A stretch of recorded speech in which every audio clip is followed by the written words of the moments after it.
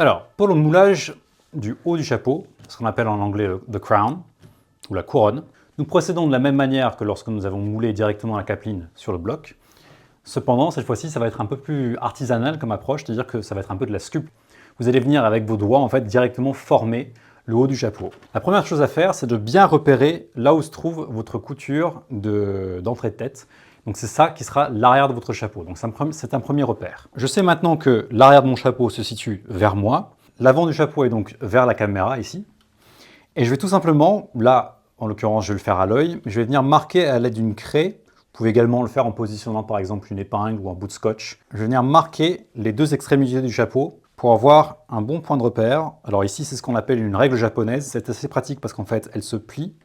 Et ça me permet de plus facilement justement repérer l'avant et l'arrière du chapeau. Vous voyez donc ici, j'ai marqué l'avant et ici l'arrière. Et par rapport à ces deux repères-là, en fait, je vais venir mouler progressivement et de manière symétrique mon chapeau. Alors bien sûr, en fonction de la forme que vous souhaitez avoir pour votre haut de chapeau, vous voyez ici par exemple j'ai une forme assez traditionnelle avec le fameux bord recourbé dont je vous parlais plus tôt. Moi cependant, la forme que j'utilise là, c'est plutôt un style fedora ou trilby. Ce sont des chapeaux très classiques et c'est ce que vous allez avoir de plus commun lorsque vous allez fabriquer des chapeaux. Je pose donc de côté ma craie, je garde mon bloc d'un côté parce que vous allez voir, il va pouvoir nous servir et je viens de nouveau avec mon fer, cette fois-ci seulement humidifier et réchauffer la partie haute de votre feutre. Alors l'importance ici, c'est de ne pas trop humidifier votre feutre, parce qu'on ne veut pas avoir à attendre encore 48 heures avant que le chapeau soit de nouveau sec. C'est tout simplement de ramollir juste assez le feutre pour que je puisse, avec mes doigts, venir créer un pli entre mes deux repères. C'est-à-dire que là, je viens à l'aide de mes deux pouces créer donc ce pli ici. Donc n'hésitez pas à remettre un peu de vapeur si c'est trop rigide. Le mieux, c'est d'y aller progressivement, comme ce que je suis en train de faire là. Donc progressivement, je crée le pli. Je m'assure qu'il est bien droit. Vous voyez, là, je suis un peu décalé par rapport à mes repères. Je vais donc recommencer. Vous pouvez tout simplement, en vous servant de votre poing, faire ressortir votre pli. C'est l'avantage du feutre, c'est que vous pouvez un peu recommencer à souhait. Je viens donc former un premier pli, comme je disais, en appliquant un peu de vapeur pour ramollir le feutre. Pas trop, juste assez pour le ramollir. Et en fonction de mes deux repères qui sont avant et arrière, je viens avec mes pouces former un premier pli au milieu du chapeau. Il faut que celui-ci soit bien aligné par rapport au repère. Vous voyez, j'ai l'avant ici du pli qui est aligné avec l'avant et l'arrière qui est aligné avec l'arrière. Tant que ces deux repères-là sont bien alignés, vous allez avoir quelque chose de symétrique. Vous n'avez pas besoin d'aller trop profondément. Là, j'ai tout simplement enfoncé le chapeau de 2 ou 3 cm. Si jamais cependant vous vous êtes trompé et que votre pli n'est pas bien aligné, tout ce que vous avez à faire, c'est de prendre votre poing à l'intérieur et de repousser le feutre vers le haut. Vous allez voir, ça va naturellement se remettre en place. C'est l'avantage du feutre, c'est que vous pouvez un peu recommencer à volonté. Une fois que vous avez formé ce pli-là, encore une fois, moi je vise une forme assez classique de fedora. Je vais venir élargir en fait ici mon pli. Je vais donc remettre un peu de vapeur. Et là, vers l'arrière du chapeau, je viens tirer progressivement et donc élargir ce pli. Ça forme une sorte de forme en croix, si on regarde par rapport à ça. Ensuite, je vais venir affiner l'avant du chapeau pour avoir donc, si vous regardez un fedora, vous aurez deux en fait formes concaves ici, de chaque côté. Je vais venir les former à l'aide du fer. Alors ici, on procède de manière symétrique. Je vais donc faire les deux côtés en même temps. Et comme ça, avec mes doigts, je viens former donc ce bord, vraiment en créant un pli ici. Et je vais faire la même chose de l'autre côté. Il faut en fait que vous ayez en tête que vous allez créer une pointe au bout ici. Alors ne vous inquiétez pas, si ça vous prend du temps pour avoir quelque chose de symétrique, c'est normal. Cette phase-là, on va dire cette partie-là est la plus compliquée, ce qui prend le plus d'expérience. Et c'est également purement en fonction de votre préférence. Vous voyez, donc je continue d'affiner. Je regarde constamment si je suis bien symétrique. Donc je regarde constamment mon chapeau comme ceci. Bon, en l'occurrence, la forme que je veux tout de même qu'elle soit assez marquée par rapport à un chapeau traditionnel.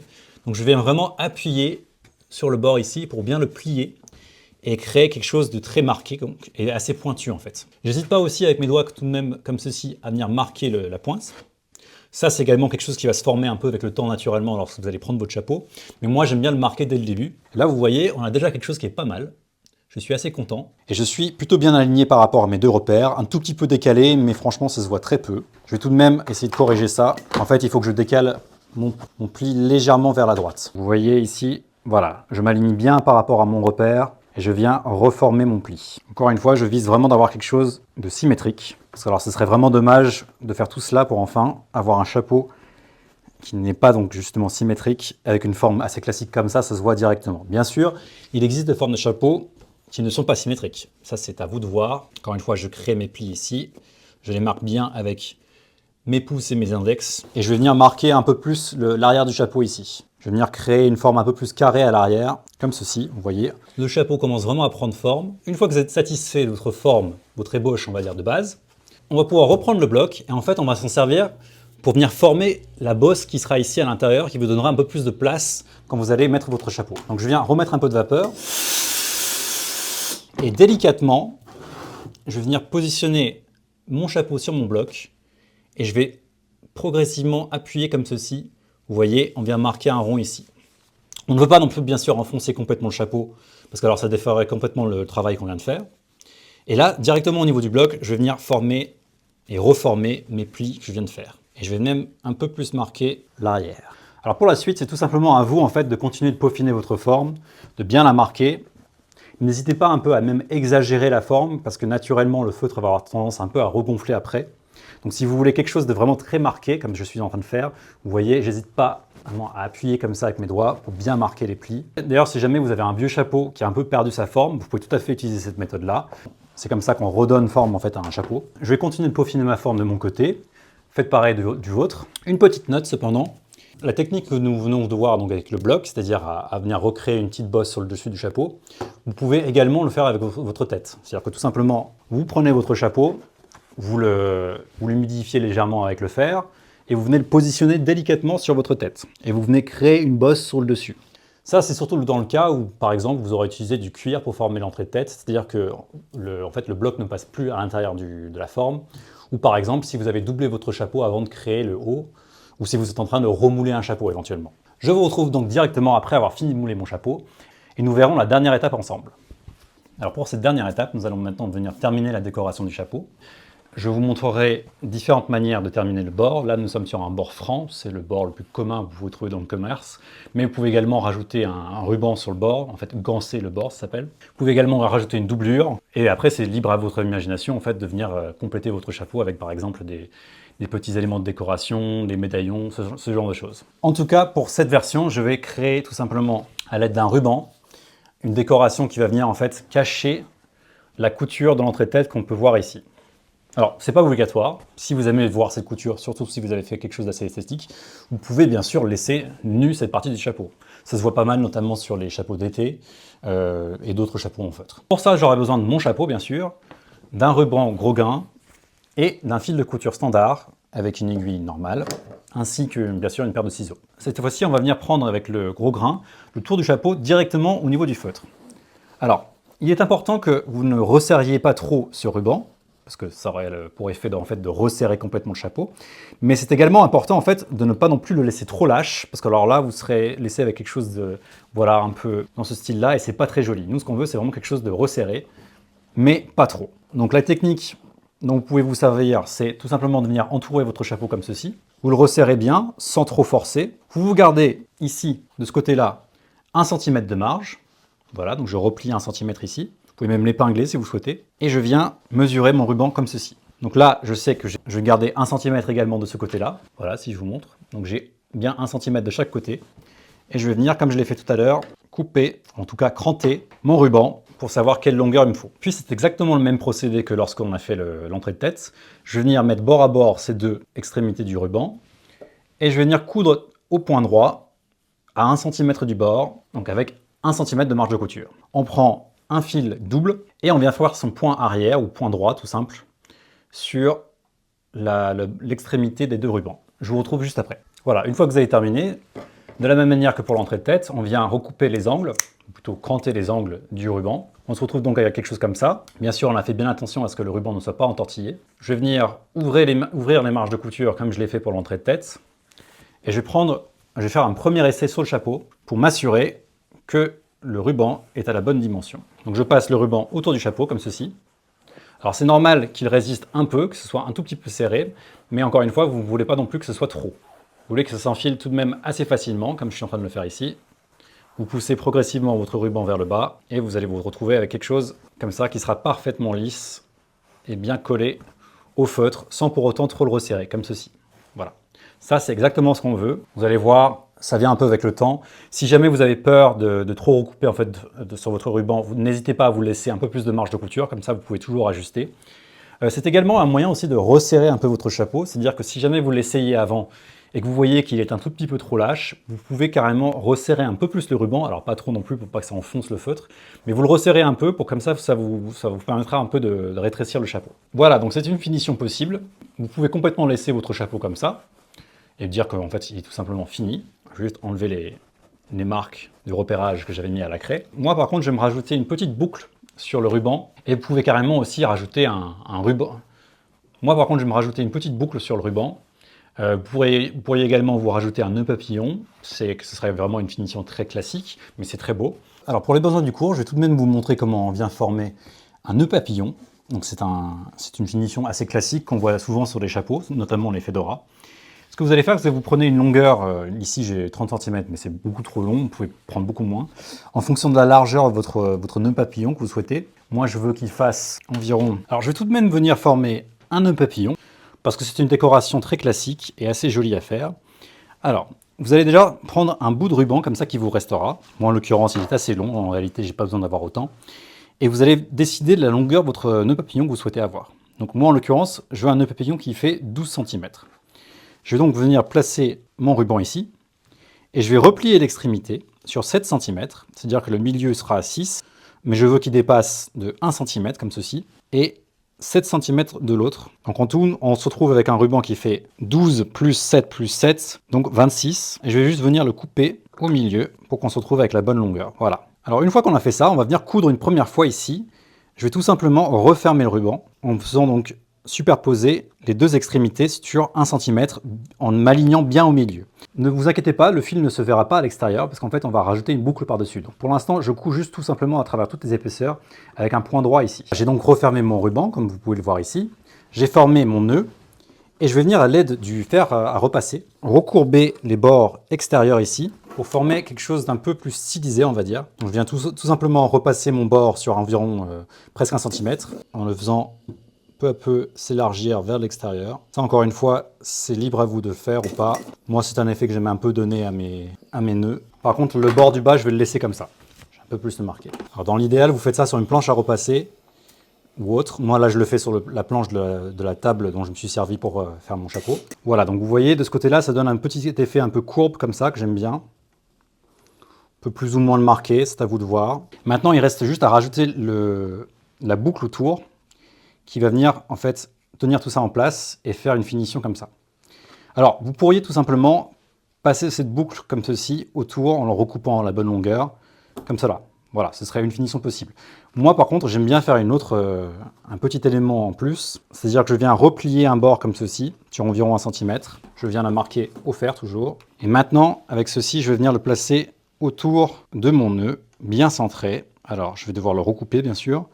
Je le plie comme ça de ce côté-là, et je le replie comme ça, et l'excédent, je vais venir le couper. Une fois que vous avez fait ça, on peut donner un tout petit coup de fer pour venir marquer le tout, comme ceci, pour que ça reste un peu en place aussi. Et on va venir coudre pour refermer la boucle sur le nœud. Donc pour ça, je vais tout simplement faire un petit point zigzag ici. Donc c'est un point qui va servir à refermer la boucle. Ça n'a pas besoin d'être très joli, il faut juste que ça resserre un peu la boucle autour du nœud. Je fais bien attention à ne pas glisser pour que le nœud reste bien centré et que la boucle soit bien positionnée. Voilà, je veux que ce soit quand même suffisamment solide pour que ça reste en place. Je vais jusqu'au bout comme ceci. Hop. Je finis avec un petit point qui vient fixer ma boucle contre le nœud en dessous. Et je fais un petit point arrière pour fixer le tout. Voilà, donc mon nœud est prêt. Et je vais maintenant l'assembler directement avec mon ruban ici. Donc je vais venir le positionner sur l'endroit de celui-ci. Sauf que d'abord, il faut que je replie légèrement mon ruban pour qu'il soit pour qu'en fait il n'y ait pas de ruban qui dépasse par rapport à mon nœud papillon et qu'en fait on ait la même forme ici courbe, c'est ça qui sera justement assez joli. Donc pour ça je vais venir le marquer légèrement au fer en faisant le même rentré que tout à l'heure, vous pouvez même faire un peu plus si vous souhaitez, ça va être sûr. Et maintenant il ne me reste plus qu'à assembler le nœud papillon avec mon ruban et je rajouterai aussi quelques petits points de fixation, donc un ici et un ici pour bien fixer le nœud sur le ruban en dessous. Voilà, donc je fais tout simplement ici à l'intérieur un point qu'on va appeler point invisible. C'est-à-dire que je vais juste piquer à travers l'épaisseur intérieure de mon nœud papillon et ensuite dans l'épaisseur du ruban en dessous. Encore une fois, je monte un fil doublé sur l'aiguille. Je fais un nœud au bout et je vais venir déjà piquer une fois dans mon ruban, comme ceci. Je positionne ensuite mon nœud papillon et je vais piquer en fait directement dans le nœud papillon ici, comme ceci. Et ça, vous pouvez travailler si vous le souhaitez sur l'envers. C'est-à-dire que je me mets, une fois que j'ai bien positionné le tout, donc couture contre couture, je me mets sur l'envers du ruban et je viens coudre en faisant bien attention à ne pas traverser. C'est-à-dire que là, vous voyez, je pique juste quelques épaisseurs, je ne traverse pas de l'autre côté. Je fais bien attention à rester centré. Et là, pour le coup, vous n'avez vraiment pas besoin de faire un point qui sera très joli. Hein. C'est juste, vous voulez un point solide pour que les deux restent bien cousus ensemble. Et je vais en profiter également pour venir fixer mon petit repli ici, comme ceci. Vous voyez, donc vraiment, je ne fais pas quelque chose de très joli, c'est juste, parce que ça sera toujours invisible. Je viens juste fixer les différentes épaisseurs entre elles. À la fin, je refais un petit point d'arrêt. Je viens recouper mon fil. Je vais monter un dernier fil sur mon aiguille pour venir, comme je vous le disais, fixer 2 petits points de renfort à chaque extrémité du nœud. Encore une fois, je monte un fil en double sur l'aiguille. Là, vous prévoyez suffisamment de longueur pour que vous puissiez faire vos deux points de renfort avec un nœud au bout du fil. Et là, je vais essayer de faire quelque chose tout de même d'assez joli. Je vais venir piquer au centre de mon nœud papillon et je vais faire un petit point en passant plusieurs fois dans toutes les épaisseurs. Vous voyez, comme ceci. Je ressors et je re-rentre au même endroit. Je vais passer 3 fois, je pense. Puis je termine avec, bien sûr, un petit point d'arrêt. Je passe une seule fois dans une des épaisseurs. Puis je viens bien sûr terminer avec un point d'arrêt. Je passe dans une des épaisseurs, comme ceci. Je viens recouper mon fil. Je peux couper également l'excédent qu'il y avait du début du fil. Je rends tout ça propre et je fais la même chose de l'autre côté. Et puis nous aurons terminé. Une fois que vous avez terminé la décoration de votre chapeau, vous n'avez plus qu'à le placer directement au niveau du feutre. Donc vous faites bien attention avec votre doigt quand vous enfilez votre ruban sur votre chapeau à ne pas trop enfoncer le feutre. Vraiment, il vaut mieux y aller progressivement que de vouloir trop tirer et de risquer de déformer le feutre. Et voilà, mon chapeau est en tout cas pour l'instant terminé. Vous n'avez plus qu'à l'essayer, parfait. Si jamais à ce stade vous voyez que votre chapeau par exemple est trop large, alors vous avez plusieurs solutions. La solution la plus simple, c'est de prendre par exemple une petite épaisseur de mousse ou alors du cuir, même du tissu que vous pouvez replier, vous pouvez même mettre à sopalin si vous le souhaitez, et vous le repliez, vous l'insérez à l'intérieur du ruban entrée de tête. La deuxième solution d'ailleurs, vous pouvez acheter en ligne sur Amazon par exemple, justement des bandes de mousse qui sont faites pour ça. En fait, elles font exactement la même largeur, elles sont de la bonne épaisseur, et vous pouvez juste l'insérer sur l'arrière du chapeau. Ça va vous permettre de resserrer le chapeau sur environ une taille. Et en fait, naturellement, avec le temps, il faut savoir que du feutre, surtout si vous le portez au soleil, le feutre risque de légèrement se resserrer. Donc en fait, quand vous achetez un chapeau d'ailleurs dans le commerce, si c'est un chapelier qui l'a fait ou vous l'achetez dans une bonne boutique, le vendeur va vous recommander en fait de prendre limite la taille au-dessus pour que justement votre chapeau puisse se resserrer avec le temps. Vous pouvez également venir faire des petits points en fait où vous venez créer à l'intérieur de l'entrée de tête un repli comme ça. Ça, vous pouvez le faire de chaque côté, vous en faites que 2 maximum. Hein. Chaque côté du ruban, alors je vous montre. C'est-à-dire que là, je viens prendre mon entrée de tête, je le replie sur lui-même et je crée donc un pli à l'intérieur. Ça, vous le refermez tout simplement avec un petit point droit ici et ça va naturellement resserrer votre chapeau parce qu'en fait, vous allez resserrer votre entrée de tête. Ça, c'est dans le cas où votre chapeau serait trop petit. Ce que nous verrons également dans la partie complémentaire, c'est que nous allons rajouter une doublure à votre chapeau. C'est également l'occasion de resserrer légèrement votre chapeau en mettant une doublure qui sera légèrement trop petite. Ça, c'est dans l'optique où votre chapeau est trop grand. Si par contre votre chapeau est légèrement trop petit, eh bien c'est assez simple.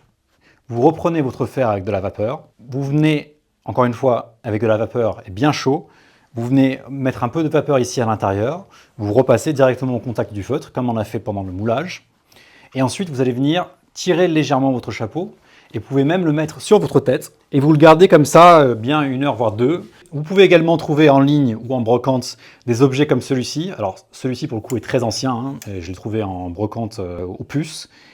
Alors en l'occurrence, c'est quelque chose qui se règle et qui peut se mettre à différentes tailles de tête en fait. Donc ce que vous faites, c'est que vous insérez celui-ci, vous l'insérez dans le chapeau. Vous pouvez en trouver des tout simples sur Amazon par exemple qui vous permettent d'élargir votre chapeau. En fait, vous l'insérez à l'intérieur et vous allez avoir une vis que vous allez desserrer comme ça, et progressivement, en fait, ça va agrandir le chapeau.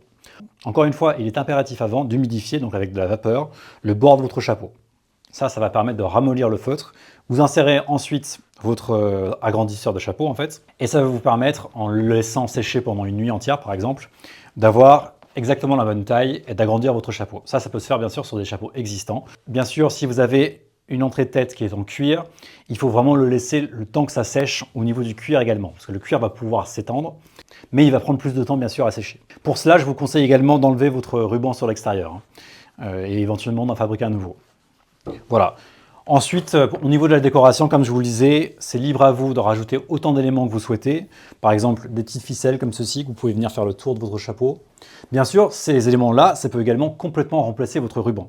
Moi, en l'occurrence, et ce n'est généralement pas le cas sur des chapeaux que vous allez trouver dans le commerce, moi, je n'ai pas fixé mon ruban avec une couture directement au niveau du chapeau. C'est-à-dire que là, il est suffisamment resserré pour qu'il ne bouge pas. Par contre, il reste amovible en fait, donc je pourrais carrément l'enlever, l'échanger avec un autre ruban d'une autre couleur par exemple, ou encore tout simplement mettre une lanière comme ceci, plusieurs fois autour, qui ferait exactement le même travail en fait que ce ruban. Vous pouvez sur des lanières comme ça aussi, bien sûr, rajouter des petits éléments comme des médaillons, ou encore une plume que vous venez glisser directement à l'intérieur de votre ruban.